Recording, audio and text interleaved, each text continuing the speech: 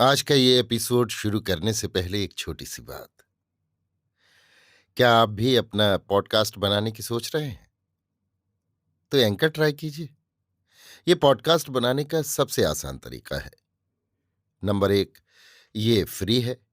Number 2, इसमें कई सारे ऐसे टूल्स हैं जो आपको अपने फ़ोन और कंप्यूटर पर रिकॉर्ड और एडिट करने की फैसिलिटी देते हैं।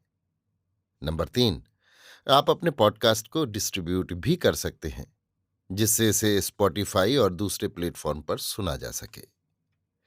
तो डाउनलोड कीजिए फ्री एंकर ऐप या विजिट कीजिए anchor.fm पर अपना पॉडकास्ट स्टार्ट करने के लिए। ये तो थी एक छोटी सी जानकारी, और अब शुरू करते हैं एपिसोड का सिलसिला। तो आज के एपिसोड में लीजिए सुनिए आचार्य चतुर्सेन शास्त्री के लिखे उपन्यास सोमनाथ के 32वें भाग दामू मेहता को मेरी यानी समीर गोस्वामी की आवाज में। सब लोगों के वहां से चले आने के बाद वो प्रच्छन्न पुरुष भी अपने स्थान से उठा। उसने सावधानी से अपने चारों ओर देखा तथा मुट्ठी में दृढ़ता से तलवार थामकर निशब्द चरण रखता हुआ जिधर सब गए थे उसकी विपरीत दिशा को चला। भग्न मंदिर से कुछ दूर हटकर एक विशाल शालमली वृक्ष था। उसकी सघन छाया काफी दूर तक फैली थी, परंतु उसके चारों ओर थोड़ी दूर तक खुला मैदान था। उसी वृक्ष की छाया में पहुंचकर उसने चारों ओर देखा, फिर ताली बजाई। एक पुरुष तुरंत वृक्ष की खोखल से निकलकर उसके निकट आ उपस्थित हुआ। उसे देखते ही उस पुरुष ने कहा, आनंद, तू इसी समय सेनापति बालूका राय के आवास में जा और उनसे कह कि सशस्त्र सवारों का एक दस्ता तुरंत राजमार्ग पर भेज दें। वहां एक जैन यति नांदोल को जा रहा है, उसे निश्चय रूप से बंदी कर अधीन कर लें। दूसरा एक दस्ता सिद्ध स्थल के राजमार्ग पर भेजा जाए। वहां एक सामंत घुड़सवार सिद्ध स्थल जा रहा है, उसे भी बंदी करके अधिकार में कर लें तथा नगर के सब द्वारों पर प्रहरियों की संख्या बढ़ा दें और बिना संकेत कोई जन नगर से भीतर या भीतर से बाहर न आने जाने पाए। संकेत शब्द होगा जय समुद्र। आनंद प्रणाम करके जाने लगा, परंतु पूर्व पुरुष ने कहा, ठहर, सेनापति को 200 सैनिकों सहित धवल गृह के दक्षिण बिल्कुल नगर द्वार के निकट स्वयं मेरी प्रतीक्षा करनी चाहिए। आनंद फिर प्रणाम करके जाने लगा, परंतु उस पुरुष ने रोककर कहा, मेरा घोड़ा वहीं है। ठीक है, तू जा। आनंद चला गया।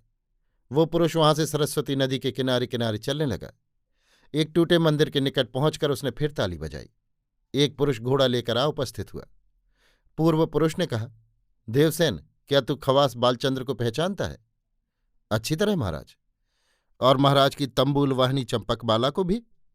उसे भी महाराज। तो तू जैसे भी संभव हो उन दोनों को सूर्योदय से प्रथम ही अपने अधीन कर और मेरी दूसरी आज्ञा की प्रतीक्षा कर। वे किसी कारणवश इस रंग महल से बाहर हैं और सामने कुछ पुरुष जा रहे हैं, उनमें वे दोनों भी हैं। जैसे संभव हो तो उन्हें मार्ग ही में धर, नगर द्वार पर वे पहुंचने न पाए और इस मामले में शोर भी न मचने पाए। जो आज्ञा, कहकर वो तत्क्षण अंतर्धान हो गया। इस गूढ़ पुरुष का नाम दामोदर था, पर पाटन में ये दामू मेहता के नाम से विख्यात था। ये पाटन राज्य का संधि विग्रहिक और कूटमंत्री था। कहने की आवश्यकता नहीं कि राज दरबार में ये उपेक्षित था। परम माहेश्वर गुर्जराधिपति श्री चामुंडराय देव को कभी इस विलक्षण मंत्री की आवश्यकता पड़ती ही न थी।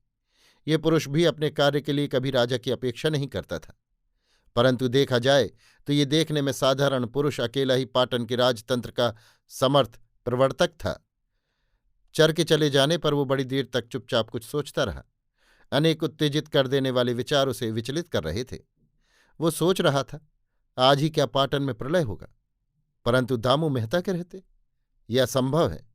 एक दृढ़ निश्चय की भावना से उसके ओष्ठ संपुटित हो गए। उसने तलवार म्यान में की और घोड़े पर सवार हो तेजी से एक ओर को चल दिया। अभी आप सुन रहे थे आचार्य चतुर्सेन शास्त्री के लिखे उपन्यास सोमनाथ के 32वें भाग दामू मेहता को मेरी यानी समीर गोस्वामी की आवाज में।